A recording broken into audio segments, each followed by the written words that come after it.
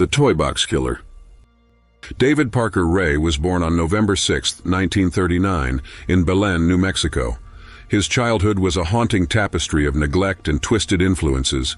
Raised by his strict maternal grandparents on a desolate ranch, Ray grew up under the shadow of poverty while sporadically visited by his violent, alcoholic father, who exposed him to sadomasochistic pornography.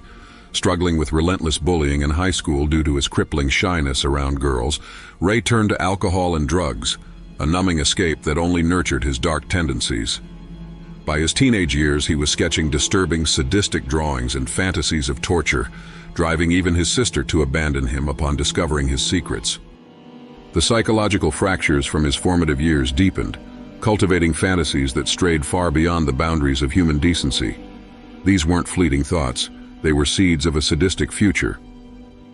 Ray's descent into depravity began in adolescence, with chilling allegations that he committed his first murder in 1957.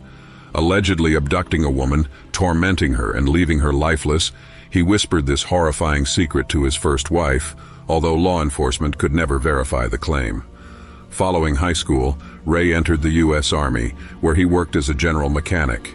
On paper, he lived a quiet life in Truth or Consequences, New Mexico, working as a maintenance man for the State Parks Department. Beneath this facade, however, lurked a predator searching for his prey among the town's bustling bars. Ray's toy box was no child's play. It was a nightmare manifested in cold steel and unspeakable horror. This soundproof cargo trailer, parked near his Elephant Butte property, was meticulously crafted into a torture chamber.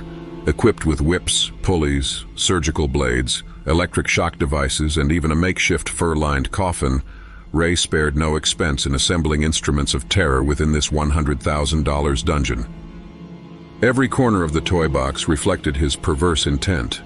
A mirror installed on the ceiling above the exam table forced captives to watch their own nightmare unfold. Audio tapes of Ray's chilling instructions played repeatedly, ensuring no moment of suffering lacked psychological torment. Victims were subjected to agonizing physical abuse, often shared with accomplices, including his dogs, Cindy Hendy, and even other so-called friends. Ray's sadistic exploits were not acts of isolated evil. Cindy Hendy, his girlfriend, shared his violent fantasies, actively participating in the torture.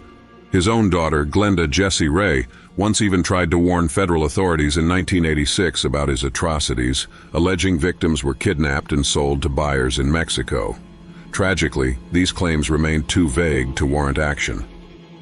Ray's depravity left an estimated 60 victims. However, their remains were never recovered.